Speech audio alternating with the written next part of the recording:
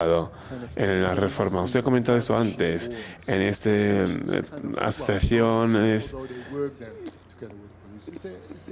que trabajaban con la policía. No sé si existe la posibilidad de pensar de que una reforma en el estado de seguridad, pero que no se centra en el Estado. Por ejemplo, el CDF tenía cierta legitimidad frente a muchas personas. Quizás podríamos plantearnos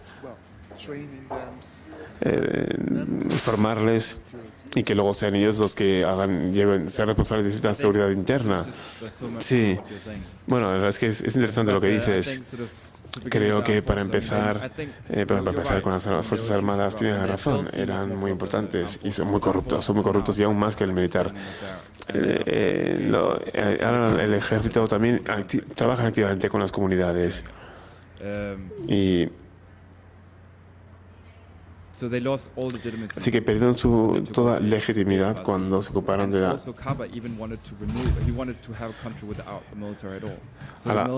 AFIC.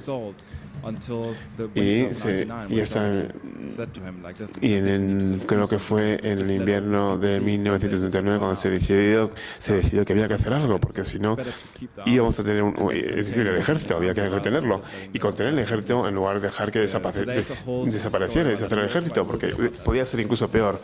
Eso también hay un capítulo dedicado a eso en el libro. Creo que para Capa, él sabía con quién podía contar, quién podía apoyarle. Y él vivía afuera. Él estaba en el sitio 30 años, estaba esperando el apoyo de las Naciones Unidas, conocía los idiomas, estaba trabajando con el NPRC y sé que eso también, les animó a trabajar muy estrechamente con el ejército y además fue exiliado por el ejército. Así que tenía cierto sesgo en cuanto a su visión del ejército, con lo cual le vinieron como una nueva oportunidad para la policía, un nuevo inicio para la policía. Y al principio no iba a estar armada, pero al final la OSD que está fuertemente armada, pero es una de las pocas fuerzas policías de África que no lleva armas. Y en cuanto al no Estado, ¿quería usted comentar algo? Sí, micrófono, por favor. Sí, hay un proyecto nuevo que está justo está en fase de diseño, se centra exclusivamente en lo que es el no Estado y veremos a los sindicatos de los conductores y la creación de asociaciones entre estos distintos organismos y ver cómo consiguen establecerse y enraizarse más a nivel local. Y yo el problema que tengo con esto es que lo veo que es que intentar crear un sistema paralelo a lo que ya existe, y eso es lo que hacen los donantes. Tienden a encontrar algo que les parece bonito y con lo que pueden relacionarse, lo fortalecen, y cuando se marchan se crea mucha tensión a nivel local o desaparece. Los jefes, no sé por qué están marginados. ¿Por qué les han marginado de este proceso? No entiendo, y creo que realmente la autoridad existente hay que invitarlas a participar en lugar de crear un sistema paralelo de prestadores de servicios que está retando el sistema. Y eso es muy típico de la sociedad occidental. Así que pensé que se estaba riendo, que te burlabas de mí.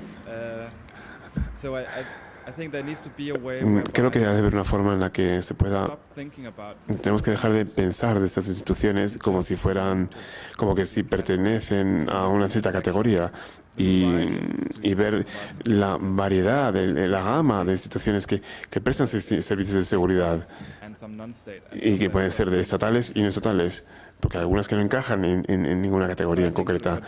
Pero creo que de lo que estás hablando, a lo que te refieres, es una pena que no hayas hablado con ellos, porque podía ser deformado. Pero bueno, estamos hablando de mucha gente que tampoco tiene mucha experiencia. Algunos tienen un poco de experiencia, pero muchos nunca han estado fuera de Freetown y son expertos y forman parte del mundo de la consultoría, donde son expertos de la reforma de seguridad, y son ellos los que están haciendo esas reformas. I actually wondered if you could Me gustaría que dieras más detalles sobre la primera pregunta de Timothy, es decir, la relación entre esta reforma del sector de la seguridad después de una contrainsurgencia apoyada por Gran Bretaña.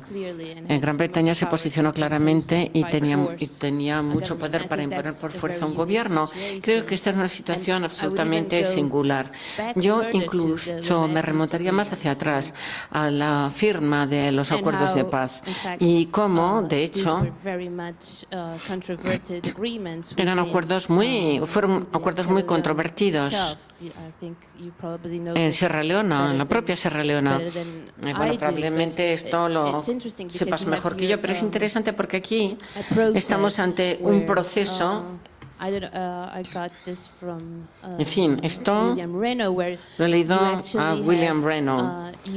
Bueno, en ese proceso estaban los funcionarios, o sea, los políticos norteamericanos y británicos que estaban intentando, en cierto sentido, legitimizar el RUF para negociar acuerdos de compartir el poder o de reparto de poder, porque eso era una manera de terminar con la guerra. Y luego fracasa la solución. Y luego hay sanciones contra el RUF, el Frente, o sea, el RUF, y criminalización del mismo. Y luego aparece la opinión pública británica. Todos estos elementos, bueno, me pregunto,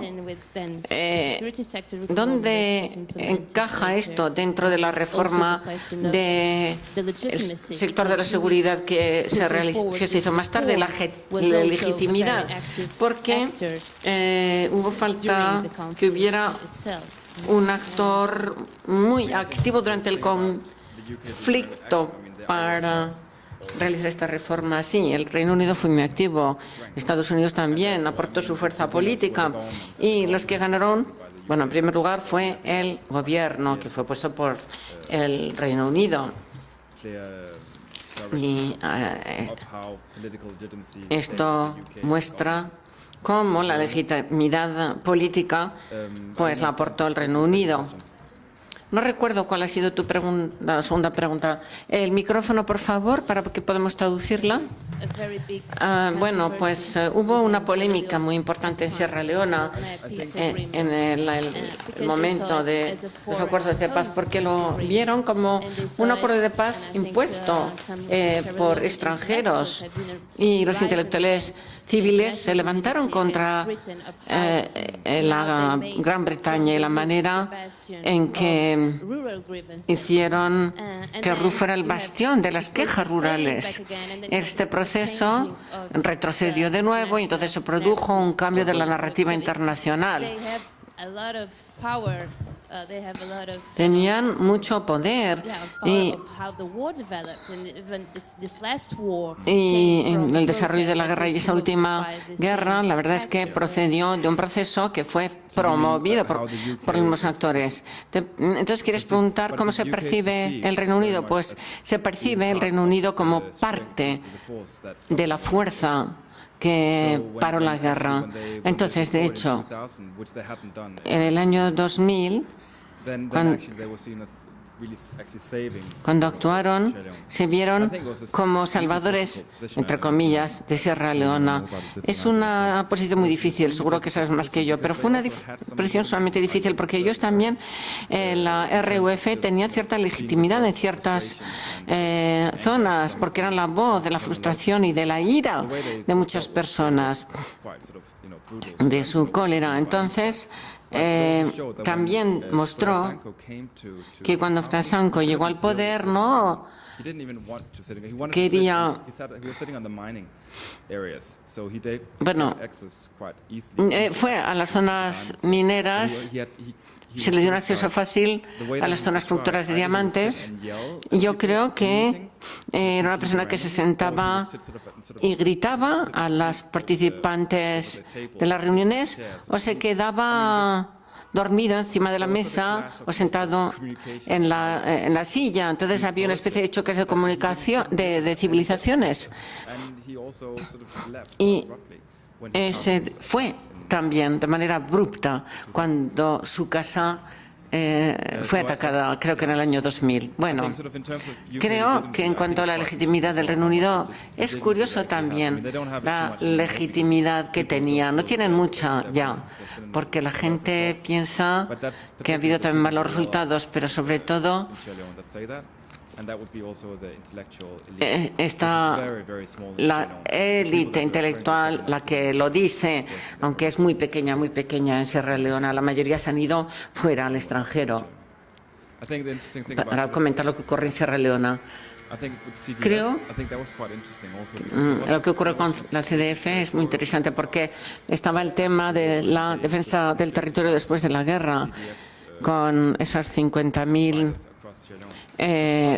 guerreros en toda Sierra Leona, pero creo que la mayoría volvieron a sus comunidades y no hubo ninguna resistencia realmente fuerte. Es interesante saber esto y sería muy interesante entender por qué sucedió así, porque en cierto modo lo que ocurría es que no había dinero en el gobierno, si no se podían casi mantener a sí mismos, como iban a sostener a las fuerzas militares.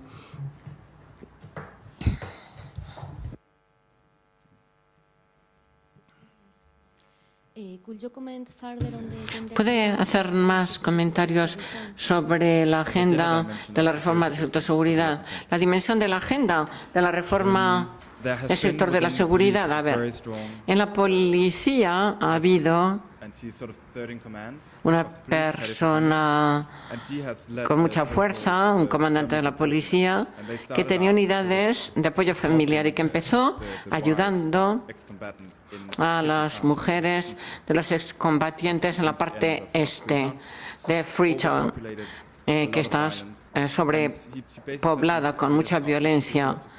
Y estableció unidades para ayudar a esas mujeres cuyos maridos habían ido a la guerra. Y escribió un artículo que formó parte del libro, y también escribieron otras personas que participaron en el proceso y que va a salir ahora como una publicación. Es una antología, Lady Cuff, pero básicamente ella habla de las unidades de apoyo familiar, que fue, la verdad, algo que ha tenido muchísimo éxito, bueno, en términos relativos, claro. Entonces, cuando hablamos de las mujeres, pues la verdad es que en el campo de la seguridad y justicia se ha dado mucha importancia. La inteligencia no tanto, porque es una unidad muy pequeña que no es muy importante, y además no encuentran que es importante hablar de ello. En el ejército se ve que hay mujeres que ascienden a ser coroneles, entonces en todas las instituciones no se puede decir que hay discriminación contra las mujeres. Hablando de la masculinidad, la verdad es que como políticos no lo hacen, ni siquiera como políticos. Entonces, suponiendo que lo haga alguien más, aparte de 2 o 3 personas, cuyo nombre es difícil de repetir, lo siento, dice la intérprete. Pero en cuanto a la gente, bueno, el tema de las mujeres y cómo las mujeres pueden formar una parte muy importante de las fuerzas de seguridad en Sierra Leona es un tema del que se habla más. Y esto es una cosa que me sigue sorprendiendo, el hecho de que hablamos de instituciones y no de personas, las personas que están en esas instituciones. Hablamos de esas instituciones, de si van a durar. Y también en esas instituciones casi actúan de manera independiente, pero todo depende de las personas que las dirigen. Si hay reforma, pues sí, mejoran las cosas, pero si no, no. Clarificando bueno, la verdad es que hay